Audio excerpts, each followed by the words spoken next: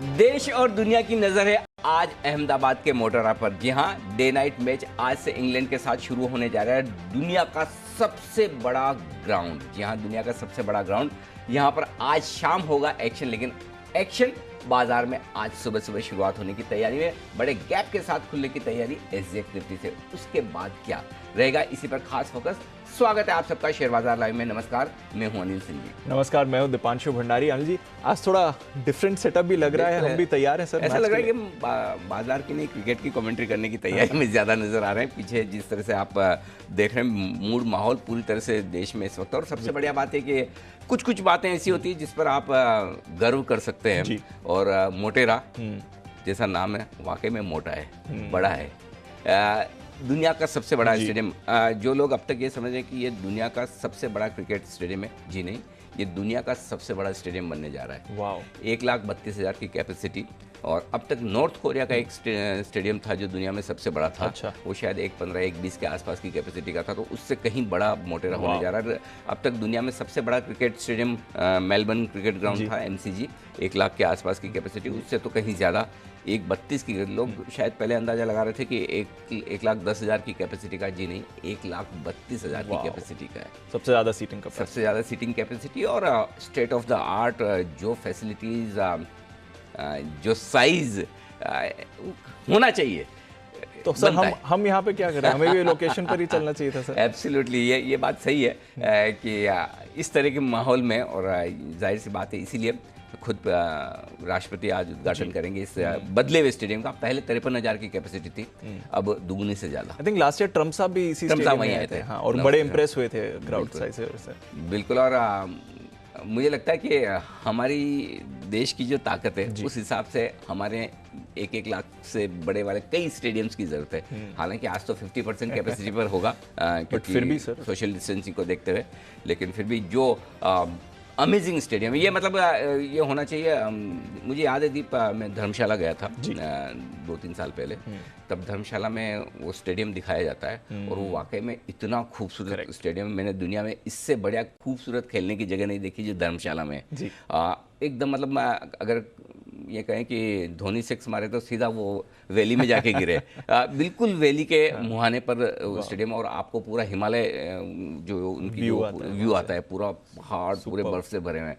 तो वो एक सीनिक ब्यूटी है, और ये भी एक वैसी ही सीनिक ब्यूटी है जो मैदान पर है, कि आप state of the art facility देखेंगे, मजा आ जाएगा। So those who are going to watch the match today are lucky. और पिंक बॉल से मैच होने वाला है सर, यही वाली है जो हम आपके लिए लेकर आए। मजा आ जाएगा। बिल्कुल। तो नई पिंक बॉल के साथ आज मैच, हालांकि डे नाइट दूसरा मैच है, लेकिन मजेदार होगा। तो देखते हैं सर, मैच की भी प्रेडिक्शन दीजिए। उसमें क्या प्रेडिक्ट करना है, हम ही जीतेंगे। हम बिल्कुल। 2 मैच वहाँ पर खेले हुए हैं इंग्लैंड के साथ, 2 में से 1 ड्रॉ हुआ है, 1 हम जीते हैं। और 4 खेले हुए हैं, 4 में से, वैसे ओवरऑल उस 4 में से मोटेरा में 12 खेले, उसमें से 4 हम जीते हैं, 2 हारे में, तो 4 जीते हैं। तो वैसे भी हमारा ट्रैक रिकॉर्ड मोटेरा पे तो बहुत ही बेहतरीन, कोई दिक्कत ही नहीं। इंग्लैंड के सामने हम जीते ही हैं, कभी हारे नहीं वहाँ, अब भी नहीं हारेंगे। और ओवरऑल भी हमारा ट्रैक रिकॉर्ड बहुत बढ़िया है। सर, आपके प्लेइंग डेज में अगर ऐसा मौका मिलता है इस मैच में जाके खेलने का, तो अरे मैं तो एंकर ही नहीं बनता। पर एक मौका, एक सरप्राइज हमारी टीम ने आपके लिए तैयार जरूर करा है सर, जरा उस पर भी आप नजर डालिए, क्योंकि यहाँ पर पुरानी कुछ यादें ताज़ा हो रही हैं। 94 का टाइम होगा जब मैं सचिन तेंदुलकर साहब के साथ खेला था थोड़ा क्रिकेट। एक दिन खेलने का मौका मिला था। वो यादें पुरानी। बिल्कुल। दोबारा यहाँ पे मौका मिला, मजा आता है। मतलब वो कैसे मिल गया वो पता नहीं, लेकिन हाँ, इसमें कोई डाउट नहीं कि स्टॉक मार्केट के बाद एक और अगर कोई चीज़ जो दिल में बसती तो वो क्रिकेट है। बिल्कुल।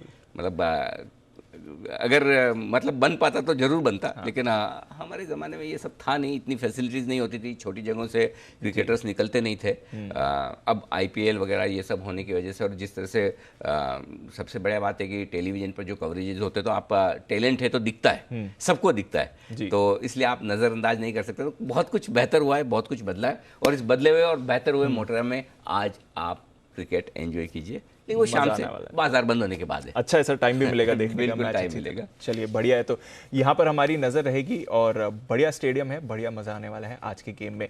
सर आज मार्केट्स की पिच रिपोर्ट भी बताएं सर, आज के लिए मार्केट्स के लिए बड़े ट्रिगर्स क्या दिख रहे हैं? मार्केट्स के लिए ट्रिगर दीप ग्लोबल ट्रिगर्स 100 पॉइंट ऊपर आपको 75-100 पॉइंट ऊपर दिख रहा है एसजीएक्स निफ्टी, बड़े गैप के साथ खुलने के संकेत दे रहा है। बाकी संकेतों में आप देख लें, डाउ निचले स्तरों से रिकवर होकर दिन के हाई पर बंद हुआ है, 400 अंकों की रिकवरी निचले स्तरों से आई, अच्छी है। सपाट ही थे कल जब हम बंद हुए, डाउ फ्यूचर्स मेरे ख्याल से बिल्कुल 2-3 पॉइंट ही ऊपर नीचे ट्रेड कर रहे थे, तो इसका मतलब और वैसे ही लगभग क्लोजिंग तो आप सिर्फ ये कह सकते हैं कि भाई डे लो से डे हाई की तरफ बंद हुए, वो एक अच्छा संकेत है। बजट में जो विनिवेश के ऐलान हुए उस पर प्रधानमंत्री की आज अहम बैठक है, वित्त मंत्रालय और बाकी सारे बड़े अधिकारी होंगे, और ये खबर हमने आपको 4 दिन पहले दे दी थी सबसे पहले कि प्रधानमंत्री ये मीटिंग करने जा रहे हैं, तो इसी बिजनेस की जो एक्सक्लूसिव खबर थी उस पर मोहर लग चुकी है। निफ्टी में जो बदलाव हो रहे हैं वो भी जी बिजनेस की बेहतरीन रिसर्च आपके सामने वक्त से पहले कि अगला बदलाव जो होगा गेल बाहर होगा और टाटा कंज्यूमर्स एग्जैक्टली वही होता हुआ दिखा है, और बाकी दुनिया का सबसे बड़ा स्टेडियम मोटेरा, ये हम बात कर चुके हैं, वहाँ नजर रहेंगी। तो दमदार एक्शन होने वाला है सर। इस बीच सर मार्केट सेटअप भी आपसे समझेंगे, कल एक्सपायरी उससे पहले भी समझना है, पर एक खबर है, इलॉन मस्क साहब हाँ no longer richest man in the world. सट्टा करने का नतीजा देखा है। बिल्कुल मजाक की बात है, बट यही चीज़ है कि आप $1.5 बिलियन के बिटकॉइन खरीदें और $15 बिलियन आपका एक दिन में टेस्ला का मार्केट कैप उड़ जाए, और आप रिचेस्ट पर्सन ना रहे वर्ल्ड में, लेकिन वो ऊपर नीचे चलता रहेगा। लेकिन ये कहीं ना कहीं इस बात की ओर इशारा करता है कि यही सारी चीज़ें जिससे लोगों का बिटकॉइन पर जो ट्रस्ट होना चाहिए वो हिलता रहता है। हाँ, क्योंकि देखिए सिंपल चीज़ है, कोई भी एसेट क्लास, कोई भी एसेट अनाप शनाप न बढ़नी चाहिए न घटनी चाहिए जी। बिटकॉइन के साथ एक ही समस्या, पिछली बार भी हम जब बिटकॉइन पर बात करें तो बिटकॉइन के बड़े तगड़े फैंस भी हैं। हाँ। अब बिटकॉइन ऐसा कि लव मी और hate me can't ignore me type से है ना, जो पसंद करते हो बहुत पसंद करो, वो कुछ भी बिटकॉइन के आगे सुनना ही नहीं चाहते जी। बिल्कुल, आप बिटकॉइन का कुछ बोलेंगे तो 50, 100, 200, 500 ट्वीट आ जाएंगे, अरे ये देखो ये बिटकॉइन के अगेंस्ट बात, और फेवर में बोलेंगे तो जो नापसंद करते हैं अरे सट्टा है, ये है, वो ये सब बेकार है, लेकिन मतलब बात सबको करनी है, तो इसलिए हम भी बात कर रहे हैं। तो बात करने का मतलब ये कि देखिए वो एसेट क्लास सबसे बढ़िया होती है जो अनाप शनाप न बढ़े न घटे, बिल्कुल, जिसके फंडामेंटल्स, जिसका वैल्यूएशन आप कर पाए, जो सिर्फ इस वजह से बढ़े या ना घटे कि इसकी सप्लाई कम है या सप्लाई ज्यादा है। सिर्फ सप्लाई की वजह से, सप्लाई एक पार्ट है, डिमांड दूसरा पार्ट है, डिमांड और सप्लाई में मिसमैच होने से बढ़ता है, लेकिन सिर्फ आप सप्लाई रोक दें, भाई अगर आप ये कहें कि भाई आज दुनिया में मतलब है ना, पता चला कि 1 करोड़ टन ही अनाज बचा है, इसके बाद नहीं हुए, तो फिर तो उसका भाव कुछ भी हो जाएगा। Correct, right. तो अगर जब तक आपकी, और हालांकि वो माइनिंग होती है, सप्लाई बढ़ रही है, लेकिन सप्लाई और डिमांड का एक प्रोपोर्शन होना चाहिए, उस हिसाब से बढ़े, क्योंकि ये सब जानते हैं कि ऐसे अनाप शनाप पैसा एक कोई करेंसी एक साल में 4 गुना हो जाए, जिसने लिया उसको अच्छा लगता है, लगना भी चाहिए, लेकिन क्या ये रैशनल है? उसका जवाब है ना। तो अच्छी बात है, खुद एलन मस्क साहब ने कहा कि भाई जिस स्पीड से बढ़ रहा है वो ठीक नहीं है, जो महंगा, आई होप कि एक सेंसिबल तरीके से बिटकॉइन बिहेव करे, पर खुद का ही लॉस करवा लिया। अब खुद का लो, वो देखो ऐसा है कि एक चीज समझ लीजिए, दोस्त किसके? एलन मस्क का किसके दोस्त है? ट्रम्प साहब के। हम भूल गए ट्रम्प साहब को, तो ट्रम्प साहब जैसे ट्वीट करते हैं वैसे ये भी करते हैं। हम मतलब छोटे ट्रम्प हैं एक तरह से 100%। तो हाँ, वो ट्रम्प साहब भी कौन सा ट्वीट करने के पहले सोचते थे कि मेरा प्रॉफिट एक नुकसान लॉस है, करना है कर दिया।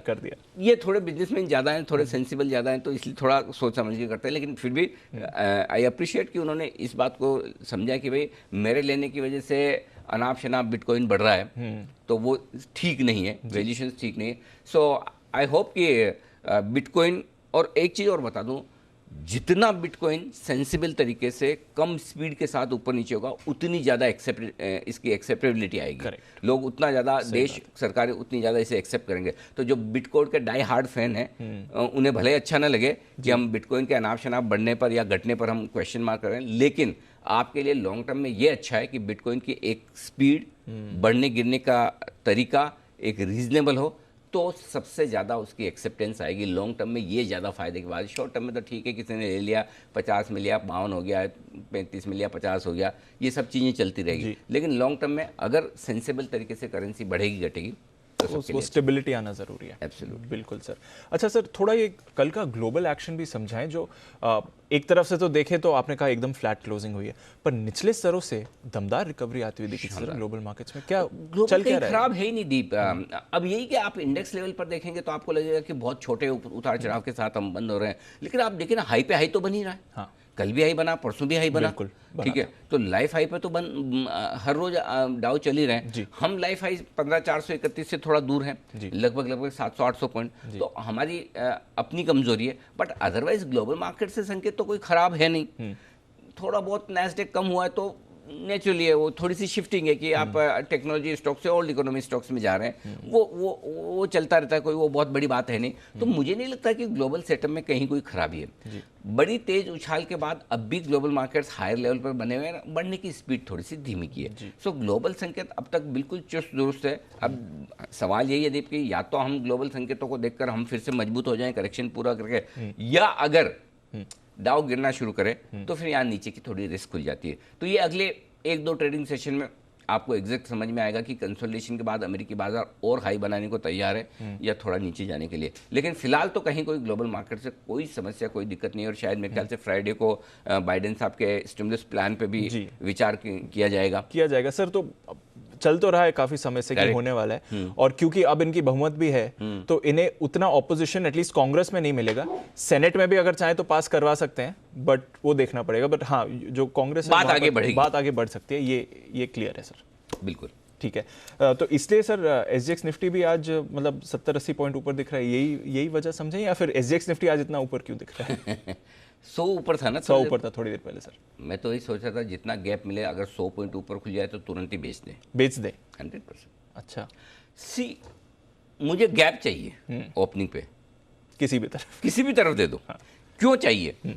क्योंकि रेंज बाउंड ट्रेड है जी, क्योंकि आपको दोनों तरफ मौका मिल रहा है, और दोनों तरफ मौके में फिर आपको अगर गैप मिले तो उस गैप का फायदा उठाना है। करेक्ट, कॉन्ट्रा ट्रेड लेकर। सही बात है। ऐसी कोई वजह मुझे नहीं दिखती जिस वजह से एसजेक्स 100 पॉइंट ऊपर खुलना चाहिए। अच्छा, कोई वजह नहीं। अभी क्या है, डाउ आपका डाउ फ्लैट बंद हुआ है, डाउ फ्यूचर्स फ्लैट है जी।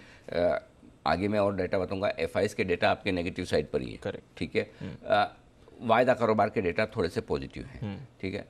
तो ऐसा क्या हुआ है कल 3:30 बजे से अभी 9:15 बजे के बीच में कि आप 100 पॉइंट सेंचुरी मार दें? तो मेरा तो ये मानना है कि अगर 100 पॉइंट ऊपर 14,800 14,850 की रेंज में खुलता है तो तुरंत बेचें। अच्छा, वापस नीचे मिलेगा तब फिर से एंट्री करें, रेंज में ट्रेड करना, रेंज में ट्रेड कर। तो इसलिए गैप मिला तो बेचना है, गैप नहीं मिला तो फिर देखेंगे पहले ताकत किसकी, जाने दीजिए किसी एक तरफ, फिर उसके बाद कॉन्ट्रा ट्रेड लेंगे।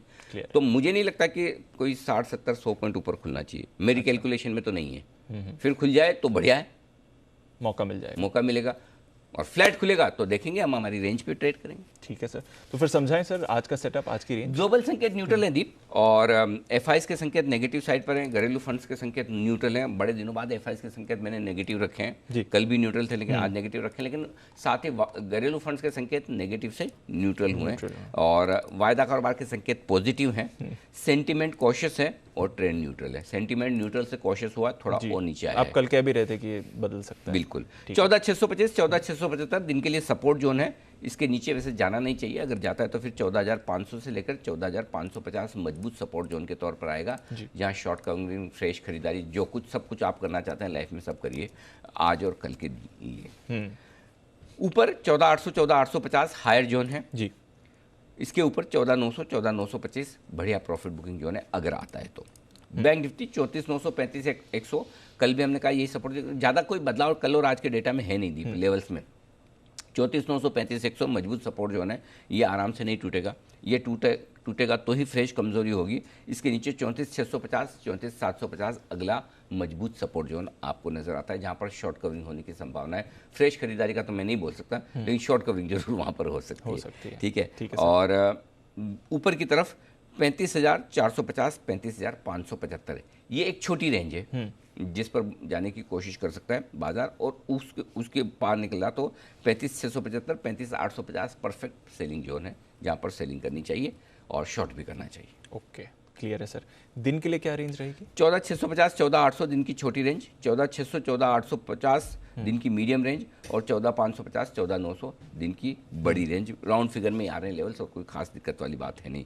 बैंक निफ्टी 34,900 35,450 34,750 35,575 लेवल्स थोड़े से आपको नोट करने पड़ेंगे, थोड़े से आड़े टेढ़े हैं, एग्जैक्टली नहीं है, राउंड फिगर राउंड फिगर नहीं है। और 34 अच्छा दूसरा क्या है कि माफ़ कीजिएगा, नीचे की तरफ 34,000 की रेंज है, ऊपर की तरफ 35,000 की रेंज है, तो थोड़ा सा इसलिए भी आपको ध्यान में रखना है।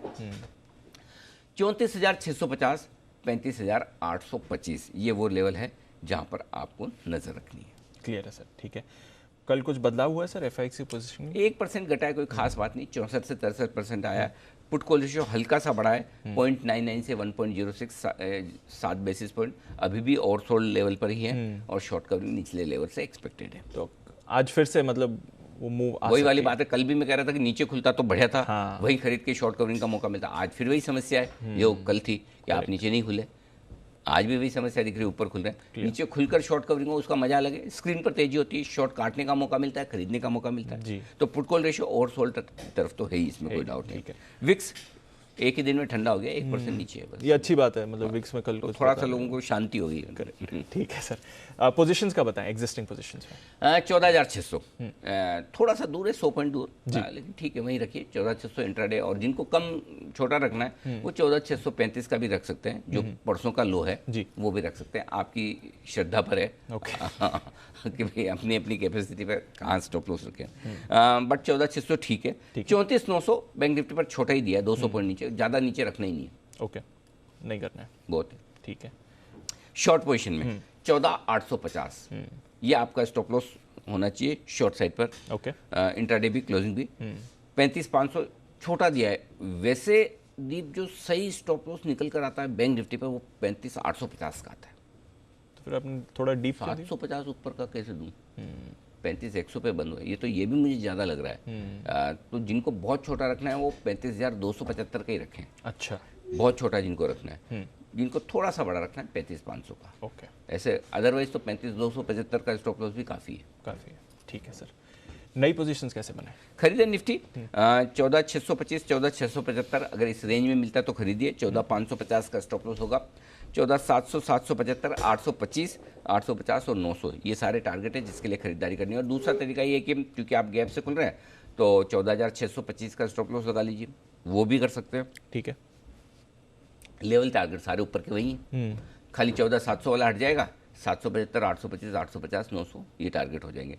तो अगर गैप से खुल रहे तो आप 14,635 परसों के लो पर यानी 14,625 पे स्टॉप लॉस लगा लें 10 पॉइंट नीचे, वो भी कर सकते हैं। और अदरवाइज ये जो लोग शॉर्ट करना चाहते हैं जरूर करें। 14,850 14,950 अच्छी रेंज है जहाँ पर शॉर्ट करना चाहिए। 14,850 के ऊपर से शॉर्ट करना शुरू कर सकते हैं। 900 925 में और करें और 15,000 का लगाइएगा स्टॉप लॉस आप अगर आप बेचते हैं तो। और टारगेट नीचे होगा 14,800 725 675 650। ठीक है सर, क्लियर है। बैंक निफ्टी खरीदना है बैंक निफ्टी आपको और खरीदने की रेंज जो बढ़िया है वो है 34,650 34,750 जो कि यहाँ से थोड़ा नीचे है, 350 400 पॉइंट नीचे की तरफ है। वो अच्छी रेंज है जहाँ आपको खरीदना चाहिए। स्टॉप लॉस होगा आपका 34,500 का, ऊपर 34,900 35,000 35,100 35,250 35,450 और 35,575 ये सारे लेवल्स हैं जिनके लिए आपको खरीदारी करनी है। अब दूसरी तरफ से एग्रेसिव ट्रेडर अगर आप हैं तो एक काम और कर सकते हैं कि आप 34,900 के स्टॉप लॉस से ही खरीद लीजिए। ठीक है, आपका स्टॉप लॉस 200 पॉइंट नीचे वेल डिफाइंड है 34,900, ये ट्रिगर हो जाए छोड़ दीजिए और शॉर्ट भी कर दीजिए, शॉर्ट भी कर दीजिए, डबल कर दो। हाँ मतलब ताकि आपको 34,650 750 की रेंज में फिर से कवर करने का मौका मिले। तो 34,900 के स्टॉप लॉस से एग्रेसिव ट्रेडर खरीद सकते हैं। 35,250 450 575 675 और 825 ये सारे लेवल्स के लिए आपको करनी है बिकवाली माफ कीजिए खरीदारी। और जो लोग शॉर्ट करना चाहते हैं जी, अब आपको शॉर्ट करने में ये डिसाइड करना है कहाँ से करूं। जो अच्छी रेंज है वो बता दूं, 35,575 35,825 कल भी ये रेंज दी थी, इसी रेंज में मौका भी मिला, 35,680 के आसपास पहुंचा था। ये रेंज परफेक्ट है जहां पर आपको बेचना है। 35,900 का स्टॉप लॉस है, 35,500 375 275 125 और 35,000 ये सारे लेवल है जिनके लिए आपको करनी है बिकवाली। लेवल्स थोड़े ज़्यादा निकल कर आ रहे हैं सर। हाँ अब क्योंकि हाँ एक वो अच्छा पूछा आपने ये भी दीप क्या होता है कि जब मार्केट थोड़ा रेंज बाउंड होने लगता है, एक ही रेंज में रहता है तो लेवल्स कम निकलते हैं।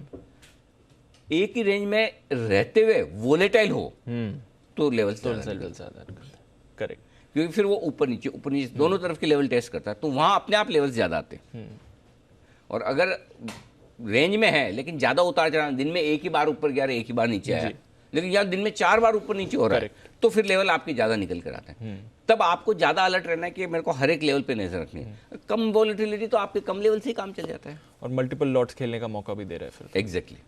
तो थोड़े अग्रेसिव ट्रेडर्स के लिए अच्छा बाजार हो सकता हाँ, है। अगर आप टाइम कर सकते हैं, आप टेम्परामेंट के साथ ट्रेड कर सकते हैं, इससे बढ़िया बाजार ही नहीं। आपको दोनों तरफ जी 3-3, 4-4 राउंड कर लो आप।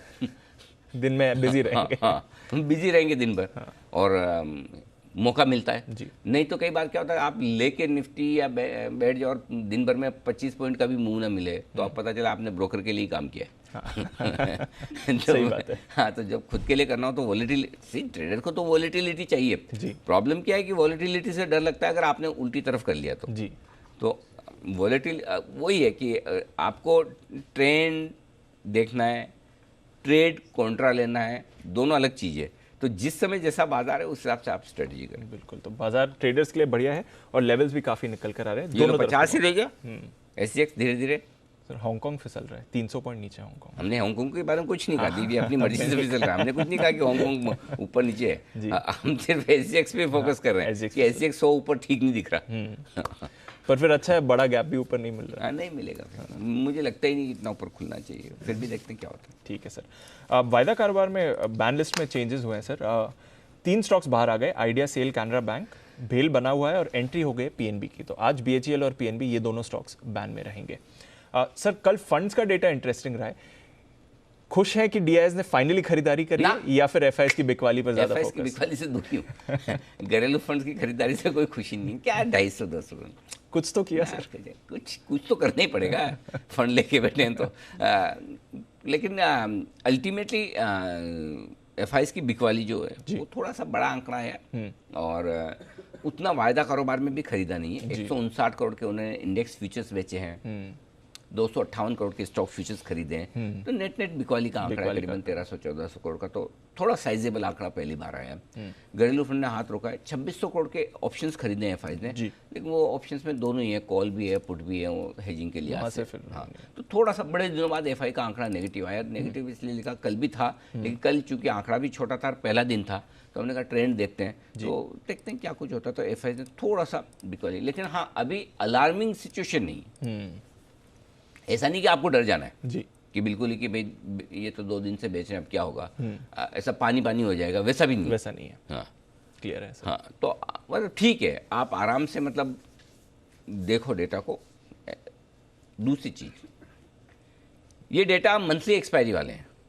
करेक्ट। हाँ, कैश के लिए एक्सपायरी का फर्क है। मतलब कई बार क्या होता है कि मंथली एक्सपायरी के वक्त आपकी पोजीशंस, सपोज आपने FNO में बेच के रखा है, तो FNO में खरीद लेंगे, कैश में डिलीवरी छोड़ देंगे अगर आपको छोड़ना ही है तो ये बदलाव होते हैं। तो उस हिसाब से देखिए, 1-2 दिन और डेटा देखते हैं, फिर डिसाइड करेंगे कि वाकई में FIs बड़ा बेचने के मूड में या थोड़ा छोटा मोटा। ठीक है सर। इंपॉर्टेंट लेवल्स वायदा कारोबार के लिहाज से? अच्छा, बेचने में एक और चीज़ ध्यान है जी। रुपया मजबूत तो हो रहा है। हाँ। तो जो लोग बेचना चाहते हैं उनके लिए वहाँ भी तो गेंस आ रहे हैं। जी बिल्कुल। FIs को पैसा सिर्फ मार्केट में नहीं मिल रहा, हाँ, वहाँ भी मिल रहा है, करेंसी का भी बेनिफिट मिल रहा है। तो आपको तो अगर डॉलर टर्म्स में आप देखेंगे तो आपके रिटर्न मजबूत हो रहे हैं, तो नेचुरली थोड़ा और प्रॉफिट बुकिंग वाला मामला बन सकता है कि भाई जब मार्केट रुक रहे हैं, थक रहे हैं और हमारा डॉलर मजबूत है, तो क्यों ना थोड़ा बहुत प्रॉफिट बुक कर लें, वापस नीचे में ले लें। वो एक और रीजन हो सकता है, वो कारण हो सकता है। अच्छा, अब आइए आप FNO वाले। जी। 14,700 जहां हम कल बंद हुए, ये थोड़ा ताकत आजमाइश वाला लेवल है। 30 लाख शेयर पुट में है और 23 लाख शेयर कॉल्स में है, तो लगभग बराबरी का मामला है, जिसमें थोड़े से पुट राइटर्स भारी हैं, यानी तेजी करने वाले। तो 14,700 जब तक होल्ड कर रहे हैं ठीक है। इसके ठीक नीचे 14,600 छोटा सपोर्ट लेवल है वायदा कारोबार के लिहाज से, लेकिन बड़ा फिर 14,500 ही आता है जहाँ 32 लाख शेयर है। ऊपर में 14,800 रुकावट वाला लेवल है, 33 लाख शेयर है। उसे पार करना थोड़ा सा मुश्किल होगा। तो हो सकता है हम सुबह खुलने के बाद ज़्यादा वक्त दीप 14,700 14,800 की रेंज में बिताए। ओके, ये 100 पॉइंट आप गिन लीजिए, इसी में आपको टाइम बिताना है, अच्छा, टाइम पास करना है, ठीक है। उसके बाद 50-50 पॉइंट दोनों तरफ गिन लीजिए। 14,700 के नीचे गए तो 14,650, 14,800 के ऊपर निकले तो 14,850। ओके। ये आपकी आज की रेंज वायदा कारोबार के डेटा से वेल डिफाइंड, परफेक्ट एकदम जो निकल कर आ रही ये हो सकती है। बैंक निफ्टी 35,000 मेक और ब्रेक लेवल है, 35,000 होल्ड होना चाहिए। 10 लाख शेयर पुट में है, हाईएस्ट ओपन इंटरेस्ट, उसके नीचे जाना नहीं चाहते जी। उसके नीचे फिर कमजोरी हो जाएगी। और 100 पॉइंट का एक वो क्या बेनिफिट ऑफ डाउट मान लें तो 34,900 35,000 मेक और ब्रेक है, उसके नीचे मुझे बहुत खराब दिखता है, फिर ओके, वो मजा नहीं है, फिर मतलब पैनिक वाली जो बात होती है ना, 34,900 के नीचे आती है, वो नहीं चाहिए। तो यहाँ रुक जाए, बढ़िया है। और 35,000 अगर गलती से बैंक निफ्टी ने तोड़ा तो 25 लाख शेयर पुट राइटर्स ऐसे है जो ट्रैप हो जाएंगे लॉन्ग पोजीशन बनाकर, बिल्कुल, जिन्होंने ऊपर के लेवल के पुट बेचे हुए तेजी की पोजीशन बनाई हुई है, उनके लिए लॉस अनलिमिटेड होता है जी। तो इसलिए 35,000 होल्ड होना जरूरी है। ऊपर 35,500 हल्की रुकावट का लेवल है, जहां 8 लाख शेयर है। लेकिन एक अच्छी बात दीप जो दिख रही है, 35,500 का मैंने इसीलिए स्टॉप लॉस दिया क्लोजिंग और इंट्राडे बेसिस पर। अगर 35,500 आप पार करके टिक जाते हैं तो 25 लाख शेयर कॉल राइटर्स भी शॉर्ट है। तो बेसिकली शुरुआत में आपके लिए रेंज हो गई 34,900 35,000, 35,500 35,600 ऊपर। ये रेंज से जिस तरफ बाहर निकलेंगे 250-300 पॉइंट का बड़ा मूव। ओके, दोनों तरफ, हाँ, क्योंकि दोनों तरफ है ना 25-25 लाख शेयर रिस्क पर आ जाते हैं जी, है ना। 35,500 के ऊपर टिकेंगे 35 lakh share, 25 lakh share call writers risk पर है। 35,000 के नीचे 25 lakh share put writers risk पर है। तो कौन पहले कमजोरी दिखाता है, सरेंडर करता है। तो जैसे 100 पॉइंट की रेंज निफ्टी के लिए, उसके बाद 50-50 पॉइंट, वैसे ही बैंक निफ्टी के लिए 500-500 पॉइंट की रेंज है। बैंक निफ्टी में फर्क इतना ही है कि 100 पॉइंट का मार्जिन लेना होता है। 34,900 35,000, 35,500 36,000 जी, 35,500 35,600 जी, बस इतना। तो ये 100 पॉइंट का जो दोनों आपकी तरफ का रेंज है, इस पर फोकस करिए। क्लियर है सर, ठीक है। तो इंटरेस्टिंग ट्रेड है, दोनों तरफ के मौके होंगे और देखते हैं रेंज के बाहर निकलते हैं तो एक बड़ी मूव किस डायरेक्शन में आ सकती है। आइए आपको बता दें कौन से खबरों वाले शेयर्स हैं जहां पर रखनी है नजर। हमारे साथ वरुण, साथी देवांशी और आशीष तैयार हैं। गुड मॉर्निंग वरुण, बताएं ट्रिगर्स और खबरें कौन सी हैं? देखिए, ट्रिगर्स में तो सबसे पहले आज जो कैबिनेट की बैठक है 10:30 बजे, वहाँ पे आपकी नज़र होनी चाहिए। इसके अलावा शाम को 5 बजे प्रधानमंत्री मोदी विनिवेश पर बैठक करने वाले हैं। सरकारी बैंकों के निजीकरण पे भी चर्चा जो है वो यहाँ हो सकती है। तो ओवरऑल जो PSU स्पेस है वहाँ पे आपकी खास नज़र होनी चाहिए। हेमिस्फीयर प्रॉपर्टीज़ सरकार को प्रेफरेंशियल शेयर जारी करने पे आज यहाँ बोर्ड की बैठक है। स्पंदना स्फूर्ति पूंजी जुटाने को लेकर बोर्ड की बैठक है। फोर्टिस मामले में सुप्रीम कोर्ट ने लेंडर्स से फोर्टिस शेयर बिक्री पर जानकारी मांगी थी, तो उसका आज आखिरी दिन है। रिजल्ट्स आने वाले हैं हुतमा की PPL, तो यहाँ नज़र रखिएगा। और एयरटेल की PC है 12 बजे, तो इस प्रेस कॉन्फ्रेंस पे आपकी खास नज़र होनी चाहिए। हैंडबा इंडस्ट्रीज़, इसका जो IPO खुला था 84% सब्सक्राइब हो चुका है, तो ये एक अच्छी बात है। इसमें रिटेल का 1.65 टाइम्स जो है सब्सक्रिप्शन हुआ है। कुछ नतीजे अभी भी आ रहे हैं, तो उसमें से पोस्ट मार्केट जो आए हैं उसमें एलेंटस बैक है। यहाँ पे नतीजे अच्छे हैं। सेल्स 26-27% बढ़ी है। मार्जिन देखिए 11.8% से बढ़ के सीधे 22.8%, और मुनाफा जो है 23 करोड़ पे आया है, जबकि पिछले साल इसी क्वार्टर में 11 करोड़ पे था, यानी कि डबल हो चुका है मुनाफा भी। और 5 रुपये प्रति शेयर का इस कंपनी ने डिविडेंड भी दिया है, तो यहाँ एक्शन देखने मिलेगा। हाल ही की लिस्टिंग स्टॉकक्राफ्ट, यहाँ पे नतीजे अच्छे हैं। मार्जिन 8% से बढ़ के 15%, मुनाफा जो है 9 करोड़ से बढ़ के 33 करोड़ पे आया है। और सनोफी, यहाँ पे भी नतीजे मिक्स है। रेवेन्यूज़ और एबिटा डाउन है, लेकिन मार्जिन 21.5% से बढ़ के 23.2%, मुनाफे में करीब 27% के आसपास का जंप देखने मिला। टैक्स एक्सपेंस जो है वो कम हुए है। इस कंपनी ने फाइनल डिविडेंड दिया है 125 रुपये प्रति शेयर का, और स्पेशल डिविडेंड दिया है 240 रुपये प्रति शेयर का। 27 अप्रैल को इस कंपनी की AGM भी है। ओके, तो ये हैं आपके लिए कुछ शेयर्स और कुछ नतीजे जहां पर आपको रखनी है नज़र। देवांशी, गुड मॉर्निंग, बताएं आपके पास कौन सी खबरें हैं? Good morning Deepanshu. आज सबसे पहले तो आप देखिए जो रिप्लेसमेंट्स होने वाले हैं निफ्टी में, जो इंडेक्स में बदलाव है इस पर आपको नज़र रखनी है। सबसे पहले तो निफ्टी 50, जैसे हमने कहा कि टाटा कंज्यूमर शामिल होता हुआ दिखेगा और गेल यहाँ से निफ्टी से बाहर हो जाएगा। निफ्टी बैंक की अगर बात करें तो इंटरेस्टिंग है कि AU स्मॉल फाइनेंस बैंक यहाँ पे शामिल होता हुआ दिखेगा। बैंक ऑफ बड़ौदा इस इंडेक्स से बाहर हो जाएगा। निफ्टी नेक्स्ट 50 की अगर बात करें तो अदानी एंटरप्राइज, अपोलो हॉस्पिटल्स, गेल, जुबिलेंट फूडवर्क, MRF, वेदांता और येस बैंक का नाम आता हुआ दिख रहा है जो शामिल होंगे। और दूसरी तरफ Bank of Baroda, Concord, General Insurance Corporation, Hindustan Zinc OFSS, Power Finance Corporation और टाटा कंज्यूमर इस लिस्ट से बाहर हो जाएंगे। ये जितने भी बदलाव हैं ये 31 मार्च से लागू होते हुए दिखेंगे। मझगांव डॉक पर नजर रखें, जहां पे कंपनी ने मुंबई पोर्ट ट्रस्ट के साथ एक MOU साइन किया है। क्षेत्र और देश की इकोनॉमिक ग्रोथ को ध्यान में रखते हुए कंपनी ने ये फैसला लिया है। स्पार्क के लिए नेगेटिव खबर आती हुई दिख रही है। कंपनी ने जो एक ब्रेस्ट कैंसर की उनकी दवा है टेक्लैंटिस, इसके लिए न्यू ड्रग एप्लीकेशन जो दी थी उसको US FDA ने खारिज कर दिया है। उनको कहा गया है कि एक बार फिर नई फेज 3 स्टडी करनी होगी उनको और रीसबमिट करने की बात कही है। इसके चलते आज सन फार्मा और स्पार्क दोनों पर एक नेगेटिव रिएक्शन आप एक्सपेक्ट कर सकते हैं। कोल इंडिया 5 मार्च को दूसरे अंतरिम डिविडेंड पर बोर्ड की बैठक होने वाली है। अगर कोई डिविडेंड आता है तो 16 मार्च इसकी रिकॉर्ड डेट तय की गई है। नवभारत वेंचर्स के लिए अच्छी खबर है, 26 फरवरी को बायबैक पर बोर्ड फैसला लेती हुई दिखेगी और PFC 26 जनवरी को इनकी भी बोर्ड की बैठक है, जहां पे इक्विटी के जरिए पूंजी जुटाने पर विचार होता हुआ दिखेगा। और इसके अलावा आप इनसाइडर ट्रेड्स पर नजर रखिए। सबसे पहले Gabriel India promoter Asia investments ने करीब 31 लाख शेयर्स अक्वायर किए हैं 22 फरवरी को। आरती इंडस्ट्रीज प्रमोटर जया गोगरी ने करीब 24,250 शेयर्स बेचे हैं 22 फरवरी को।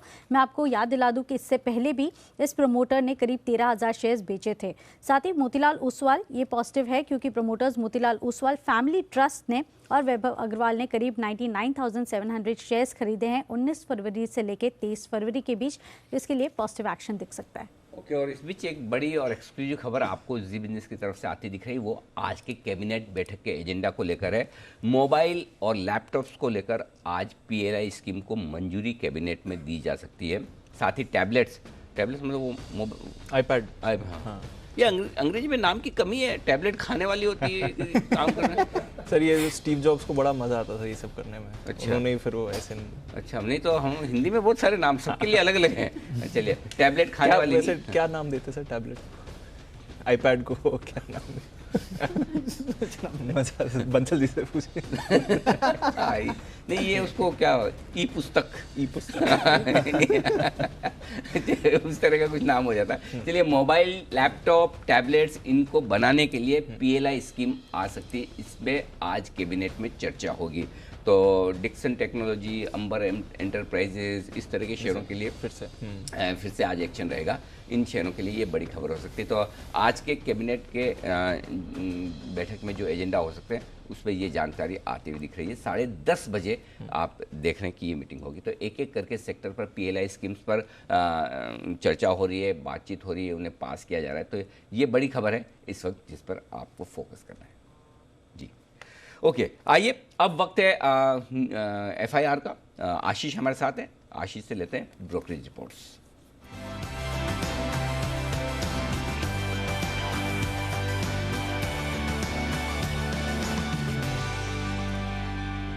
बताएं आशीष, कौन सी रिपोर्ट्स हैं आज? Good morning sir. सबसे पहले देखिए असेट मैनेजमेंट कंपनीज पर फोकस रखना है। जेफरीज की रिपोर्ट आई है जहां पर कंपनीज पर कवरेज की शुरुआत की। HDFC AMC यहां पर इन्होंने स्टॉक को अपनी टॉप पिक बताया। खरीदारी की राय को बरकरार रखा है। 3,500 का ऊंचा लक्ष्य दिया। करीब 2,883 के आसपास की जो है कल की क्लोजिंग है। और ये मान रहे कि कंपनी का जो मजबूत डिस्ट्रीब्यूशन नेटवर्क है, मार्केट शेयर में लगातार बढ़त देखने को मिल रही है। इसके चलते आगे जाकर EPS में सालाना 18% की ग्रोथ देखने को मिल सकती है। हालांकि निप्पॉन AMC पर भी उन्होंने कवरेज की शुरुआत की, लेकिन होल्ड की रेटिंग के साथ 350 रुपये का लक्ष्य दिया। ज्यादा अपसाइड एक्सपेक्ट नहीं कर रहे क्योंकि 330 जो है कल की क्लोजिंग है।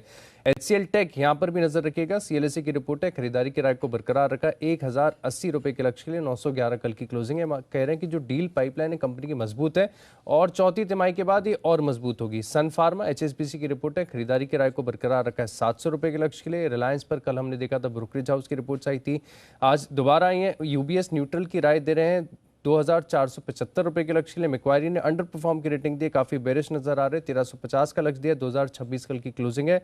नोमेरा खरीदारी की राय को बरकरार रखे 2,400 रुपए के लक्ष्य के लिए।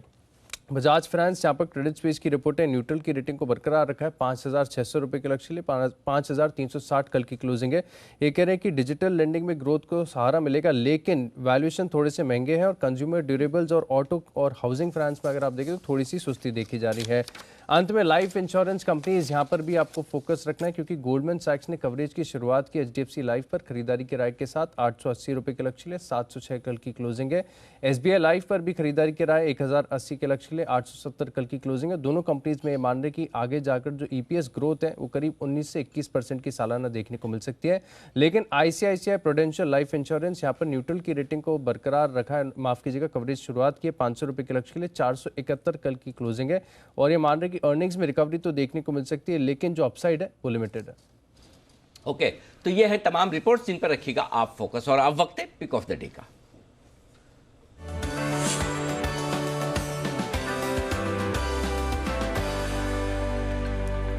शुभ शुरुआत शुभम जी के साथ। शुभम जी, सुप्रभात। Good morning Anil ji, good morning Deepanshu जी। आज जो खरीदारी की राय है वो खरीदना है मैरिको को, और मैं आज थोड़ा सा इसमें अगर हम देखें तो बहुत ज़्यादा मूवमेंट होता हुआ नहीं दिखा है, थोड़ा डिफेंसिव बेट है, लेकिन फिर भी मुझे लगता है कि जिस तरह से यहाँ पे डेटा प्लेसमेंट्स दिख रहे हैं और कल भी जिस तरह से यहाँ पे हमें बिल्टअप देखने को मिला है, मुझे लगता है कि इसमें एक ब्रेकआउट आता हुआ दिखेगा। तो मैरिको पे खरीदारी की राय है। इस फ्यूचर्स के थ्रू आज ट्रेड बनाएंगे, बिकॉज ऑप्शन में एक्सपायरी वीक में बहुत सारे ब्रोकर्स ट्रेड नहीं करने देते हैं। तो मैरिको का फ्यूचर खरीदें करंट सीरीज का, यहाँ पे 438 तक का लक्ष्य होगा और 414 पे एक स्टॉप लॉस मेंटेन करें, तो आज का पिक होगा मैरिको। ओके, ये है। अब इसका क्या सॉल्यूशन है? ये आपने जो पॉइंट बोला कि बहुत सारे ब्रोकर्स एक्सपायरी वीक में ऑप्शन में ट्रेड नहीं करने देते, शुभम जी इसका सॉल्यूशन क्या है? ऐसा क्यों नहीं करने देते? अनिल जी, बहुत बड़ा रिस्क है कि अगर डिलीवरी नहीं दे पाएंगे तो क्या होगा। मुझे लगता है इसका कुछ बेटर ऑप्शन निकलना चाहिए, बिकॉज अगर आप एक चीज ऑब्जर्व करेंगे, जब से ये शुरू हुआ है कि ट्रेड नहीं करने मिलता है लास्ट वीक में, जितने भी स्टॉक ऑप्शंस है उसमें लिक्विडिटी काफी कम हो गया है, और जिस तरह से आर्बिट्राज अपॉर्चुनिटी होने के बाद भी लोग ट्रेड नहीं ले पाते हैं, और बहुत सारे स्ट्रैटेजीज जैसे हम पहले करते थे बटरफ्लाई वगैरह, वो फिजिबल ही नहीं है, बिकॉज वहां पे आप जाकर के ट्रेड नहीं ले पाते हैं। तो मुझे लगता है इसका सॉल्यूशन यही होना चाहिए कि ब्रोकर्स को एक बेटर ट्रेडिंग रोकने के बजाय एक बेटर इंटेलिजेंट वे निकालना चाहिए कि आप एक्सपायरी के पहले जो ट्रेड है उसको आप स्क्वायर ऑफ करके ऑपोजिट साइड का ट्रेड ले पाए। मुझे लगता है वो बेटर रास्ता होगा, नहीं तो स्टॉक ऑप्शन का लिक्विडिटी जिस तरह से डेटोरिएट हो रहा है, मुझे लगता है मार्केट के लिए हेल्दी नहीं है। एग्जैक्टली, आजकल तो टेक्नोलॉजी हर चीज़ की जा सकती है। आप आखिरी दिन टाइम फिक्स कर लीजिए कि आप अगर डिलीवरी आपने कोई ऑप्शन खरीद रखा है या बेच रखा है, तो 10 बजे 11 बजे 12 बजे तक आपका सिस्टम सारा खत्म कर देगा, या तो आप उसको खत्म कर दो या डिलीवरी दे दो। कुछ ना कुछ हो सकता है। बड़ा आसान काम है, मुश्किल नहीं है। इतनी टेक्नोलॉजी आ गई अब तो सब लोग चांद पे पहुंचने लगे हैं। ये तो छोटी सी चीज़, ये तो छोटी सी करना चाहिए सर। लेकिन लोगों को ट्रेड ना करने दे, ये ठीक बात नहीं है। ब्रोकर्स को विचार करना चाहिए सिस्टम अपने चुस्त दुरुस्त करने पर, और एक्सचेंजेस को भी ब्रोकर्स को टाइट करना चाहिए थोड़ा कि करने दें। ओके, आइए अब बंसल जी भी हमारे साथ है। Bansal ji, good morning. बताएं सर आपकी pick of the day. Good morning Anil ji, good morning Deepanshu. Anil ji, मेरा पिक ऑफ द डे है Steel Authority of India. SAIL पर खरीदारी की राय है। और अनिल जी, जो आपकी लिस्ट थी भेल गेल सेल आ गया है बैन से बाहर, और बैन से बाहर आने के बाद स्टॉक में दिख रहा है एक ब्रेकआउट। तो 68 रुपीज का स्टॉप लॉस है, 74 रुपीज के टारगेट के लिए सेल है मेरा पिक ऑफ द डे। इसके साथ साथ अनिल जी आपसे गुजारिश भी है, जो अभी शुभम ने एक चीज हाईलाइट करी कि जो ऑप्शंस में ट्रेड नहीं करने देते हैं, तो अनिल जी सिंपल सरल भाषा में अनिल जी ये जो ऑनलाइन कई ब्रोकर्स हैं, ये उनकी अनिल जी दादागिरी है।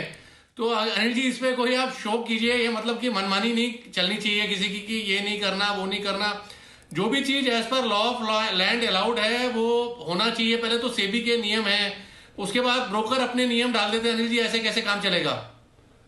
आपके जो स्वयंभू नेता है कुणाल जी, उनके नेतृत्व में एक इंडिया गेट पर मोर्चा लेकर जाए, और हमारा पूरा सहयोग आपके साथ में है। ये तो लाइटर नोट पे, लेकिन on a more serious note ये बात सही है जो बंसल जी आप कह रहे हैं कि वाकई में ये सिस्टम प्रोसेस ब्रोकर्स को ठीक करने की ज़रूरत है। आप सिर्फ ये नहीं कह सकते कि डिलीवरी मार्क हो जाती है इसलिए हम ट्रेड नहीं करने देंगे, या आपको डिलीवरी देनी पड़ जाती है इसलिए हम ऑप्शन नहीं बेचने देंगे। ये तो एक्सेप्टेबल नहीं है। और अगर पड़ भी जाती है तो जिम्मेदारी तो क्लाइंट की ना, फिर नुकसान तो क्लाइंट भरेगा। या तो ब्रोकर ये कहते हैं भाई हम तो बिना मार्जिन के ट्रेड कर रहे हैं, तो फिर वैसे एक्सचेंज और रेगुलेटर उनको टाइट कर देंगे सभी कि आप बिना मार्जिन के कैसे ट्रेड कर रहे हो। अगर मार्जिन लेकर ट्रेड कर रहे हो और किसी की डिलीवरी मार्क होगी तो फिर लेगा वो, अगर उसकी गलती है। और फिर भी आपको लगे तो एक नियम बना दो कि हम ऐसा थोड़ी कर सकते 4 दिन पहले से बंद कर देंगे कि अब ट्रेड ही नहीं करने देंगे। करना है 4 घंटे पहले करो कि अभी भी होता है ना डे ट्रेड में, किसी के 3 बजे, किसी की 3:15 बजे वो ऑटोमेटिक स्क्वायर ऑफ मोड में चला जाता है कि आपकी पोजीशन है डे ट्रेड के लिहाज से, आपने एक्सपोजर लिया तो वो 3:15 बजे 3 बजे अपने आप खत्म हो जाएगा, या तो आप कर दो। वैसा सेम ऑप्शन में कर दो, आखिरी दिन बुधवार तक तो करने दो। चलो आपको लगता है गुरुवार तक नहीं भी करना, तो बुधवार तक आपने नहीं काटी तो गुरुवार सुबह 10 बजे तक आपकी पोजीशन ऑप्शन की कट जाएगी।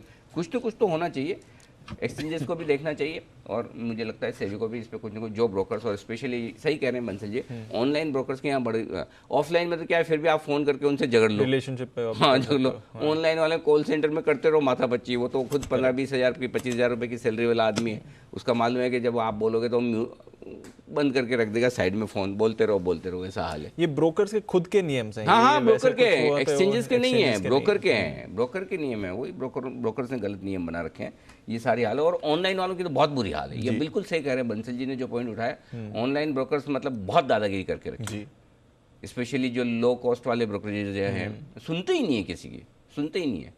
और मतलब अब तो इतने ढीठ हो गए कि रोज़ इनके सिस्टम बंद होते हैं, रोज़ डाउन होता है, मालूम है थोड़े दिन हाय तोबा मचा लेंगे, 5-50 ट्वीट कर देंगे, सब ठंडे हो जाएंगे, तो मतलब मोटी चमड़ी के हो चुकी है। देखते हैं कब रेगुलेटर्स उस पर एक्शन लेते हैं। लेकिन आइए वागले साहब तैयार है अपनी पिक ऑफ द डे के साथ। वागले साहब बताएं sir, good morning. Anil ji good morning, Deepanshu good morning. मेरा बाय है क्यूमिंस पे 801 का बंद है, 796 का एक छोटा वाला स्टॉप लॉस है, क्योंकि मुझे लगता है इसने 800 के ऊपर एक ब्रेकआउट दिया था जो सुमित जी ने राइट टाइम पे आइडेंटिफाई किया था। मुझे लगता है 21 रुपए की मुंह मिलनी चाहिए। मेरा 819 का टारगेट होगा, 796 का स्टॉप लॉस होगा। ओके, ये है खरीदारी करने की राय क्यूमिंस में। सुप्रभात कुणाल जी, आपका शेयर आज के लिए?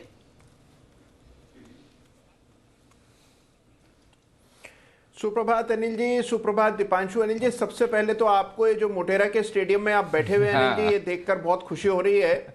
और अनिल जी एक लालसा भी दिल में जागी है कि अनिल जी कभी आप ये शो स्टेडियम के बीच में बैठकर करें। अनिल जी कितना आनंद आएगा बताइए। आपके मुंह में घी शक्कर का मिक्सचर, आपकी बात सही साबित हो, ये तो ख्वाब है कभी भी, और ख्वाब तो देखने ही चाहिए, तभी पूरे देखेंगे, नहीं तो पूरे कहाँ से होंगे। मजा आ जाएगा, तो बिल्कुल मजा आ जाएगा। और एक बात पर क्या, आपको साथ में पक्का ले जाऊंगा, क्योंकि आपने विश किए तो डेफिनेटली। इसका मतलब बंसल जी आप दुखी ना हो, नीचे ना देखें, आपको भी कुणाल जी के साथ आप तो फ्री हैं, एक पे एक, हमेशा परमानेंट स्कीम है आपकी, तो एक पे एक फ्री वाली, तो आप निश्चिंत रहे। अच्छा, सुमित जी भी हाथ खड़ा कर रहे हैं। सुमित जी, अरे आप तो दिल के अंदर ही है सुमित जी, आपको तो ले जाने।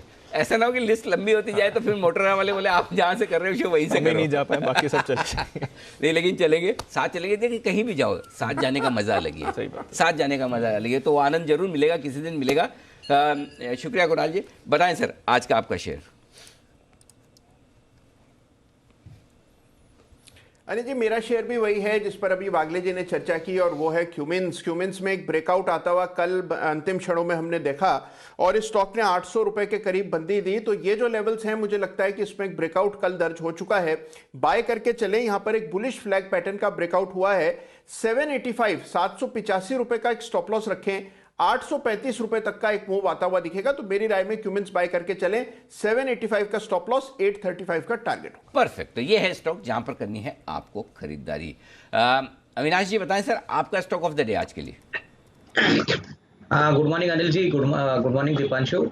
अनिल जी, हमको आज जो स्टॉक ऑफ द डे पसंद है वो मेटल सेक्टर में हिंडाल्को है। हिंडाल्को ने हाल ही में एक कॉन्फ्रेंस कॉल किया था जहाँ पे उन्होंने बहुत पॉजिटिव कमेंट्री दी है, कैपिटल एलोकेशन के बारे में बात की है। मुझे लग रहा है कि एल्यूमिनियम के प्राइसेस भी काफ़ी चढ़े हैं, तो ऑब्वियसली नंबर्स आने की उम्मीद है कि फोर्थ क्वार्टर भी काफ़ी स्ट्रांग रहेगा। तो शॉर्ट टू मीडियम टर्म के लिए 350 का टारगेट है, और अगर लॉन्गर टर्म कोई उसको होल्ड करे तो यहाँ से भी और तेजी आ सकती है, करीबन 375 380। और दूसरा स्टॉक अनिल जी जो इन्वेस्टमेंट के पॉइंट ऑफ व्यू से अच्छा लग रहा है वो हाइकल है। हाइकल जो एग्रो और फार्मा का एक कॉम्बिनेशन है, काफ़ी अच्छे नतीजे Q3 के लिए इन्होंने डिक्लेयर किए थे, करीबन 40 प्रॉफिट हमको लग रहा है आने वाला साल भी काफी अच्छा रहेगा, और करीबन 215 220 के टारगेट्स करीबन 12 से 15 महीने के लिए यहाँ पे लग सकते हैं। तो ये दोनों शेयर्स मेरी तरफ से। ओके, तो एच लेटर पर अविनाश जी का पूरा फोकस है। पहले तो हिंडाल्को खरीदें, और हिंडाल्को के लिए 350 और 380 ये दो टारगेट रखें आप यहाँ पर आगे खरीदारी करते हैं तो ये। और दूसरा है हाइकल, ये कैश मार्केट का स्टॉक है, यहाँ पर भी आपको खरीदारी करनी है, 156 रुपये के आसपास है। यहाँ पर टारगेट्स 215 से 220, ये दो टारगेट के लिए आपको करनी है खरीदारी। आइए सुमी जी से लेते हैं उनका pick of the day. Sumi ji बताएं सर, आपने कौन सा शेयर चुना है? गुड मॉर्निंग अनिल जी।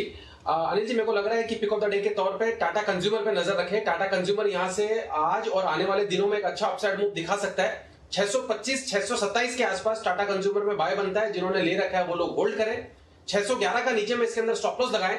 ऊपर में 645 रुपए से लेके 650 रुपए तक के लेवल इमीडिएटली शॉर्ट टर्म में देखने को मिल सकते हैं और लॉन्गर टर्म टाइम होराइजन में इसके ऊपर के टारगेट्स भी देखने को मिलेंगे। तो buy Tata Consumer, stop loss 611, target 645 से 650 रुपए तक के देखने को मिलने चाहिए। बिल्कुल, और टाटा कंज्यूमर तो आज खबर में भी है, निफ्टी का हिस्सा बनने वाला है अगली रीबैलेंसिंग के, अगले महीने के अंत में होगी रीबैलेंसिंग। टाटा कंज्यूमर निफ्टी का हिस्सा बनेगा, गेल बाहर जाएगा और इसकी खबर हमने आपको पहले ही दे दी थी। कई और चेंजेस हो रहे हैं निफ्टी बैंक में, आप चेंजेस होते देखेंगे। निफ्टी नेक्स्ट 50, निफ्टी 500 में भी कुछ बदलाव होंगे। पर अविनाश जी कैसे देख रहे हैं इस बदलाव को सर? टाटा कंज्यूमर अब निफ्टी का हिस्सा बन रहा है, एक और एफएमसीजी शेयर, एक और टाटा ग्रुप शेयर जो निफ्टी का हिस्सा बनेगा, और गेल बाहर जा रहा है। बिल्कुल दीपांशु, ये काफी पॉजिटिव बात है, क्योंकि मैं समझता हूँ कि टाटा कंज्यूमर जिस प्रकार से ऑलरेडी इन्वेस्टर फेवरेट बन चुका है, यहाँ पे स्टॉक में काफी अच्छी रीरेटिंग देखने को मिली है और ये सेंटिमेंटल बूस्टर है, क्योंकि ऑब्वियसली इससे हमको लग रहा है कि और जो बड़े फंड्स है और जो बड़े हेज फंड्स है यहाँ पे पार्टिसिपेट करेंगे और डेफिनेटली लॉन्गर टर्म के लिए लिक्विडिटी के अलावा जो पोजिशनिंग है और जो विजिबिलिटी है वो स्टॉक की और बढ़ेगी। तो मुझे लग रहा है कि डेफिनेटली सेंटिमेंटली तो स्टॉक बढ़ेगा, बट यहाँ पे नतीजे के पॉइंट ऑफ व्यू से मुझे लग रहा है कि आने वाला साल इनके लिए बहुत स्ट्रांग रहेगा। तो I think definitely positive news है और इससे डेफिनेटली स्टॉक में एक पॉजिटिव वाइब्रेंसी आज आपको देखने को मिल सकती है। बिल्कुल, तो नजर रखिए दोनों शेयर्स में। और गेल, एक और खबर का फोकस है, कल से गेल का बायबैक भी शुरू हो रहा है। तो ढेरों खबरें हैं इन सभी शेयर्स को लेकर। गेल, टाटा कंज्यूमर नजर रखें, और भी कई सारे बदलाव हो रहे हैं, वहां पर भी नजर रखें। एक और stock AU small finance bank, जरा इस पर राय दें कुणाल जी, क्योंकि ये निफ्टी बैंक का हिस्सा बनने वाला है। कैसे देखें एयू स्मॉल फाइनेंस बैंक के स्ट्रक्चर को? कल 4% ऊपर था ये।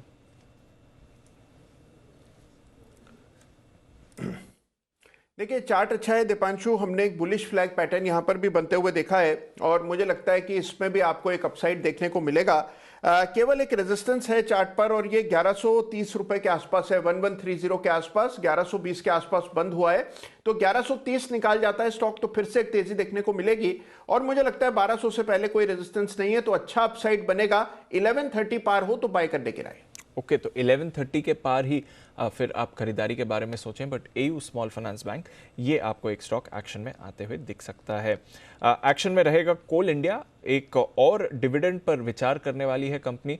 और शुभम जी, हमने देखा है कि बाकी पीएसयूज में एक अच्छी मूव आई है, ओएनजीसी देख लीजिए, एनटीपीसी, गेल जिसके बारे में बात कर रहे थे। कोल इंडिया में अभी तक वैसी मूव नहीं आई है। क्या स्ट्रक्चर बता रहा है चार्ट का सर?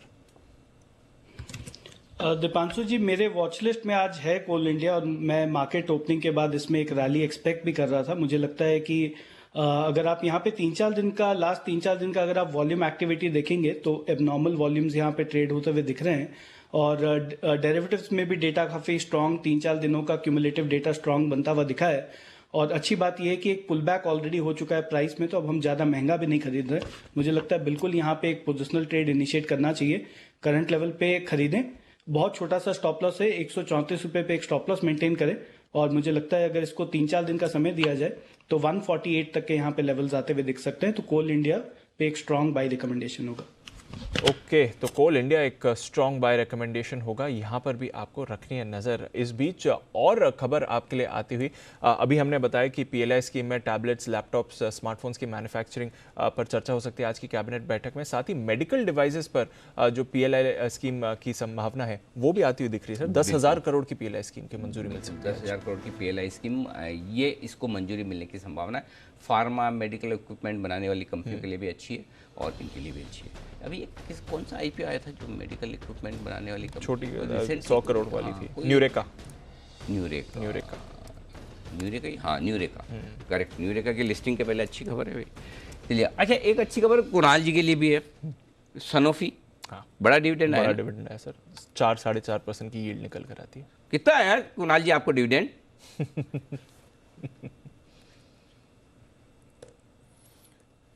अनिल जी देखिए, डिविडेंड तो अभी आया नहीं है। अनिल जी, डिविडेंड जब आएगा तो मैं जरूर आपको बताऊंगा। लेकिन अनिल जी, बहुत ही बढ़िया कंपनी है सनोफी, जिनके पास है, बिल्कुल निवेशित रहना चाहिए अनिल जी।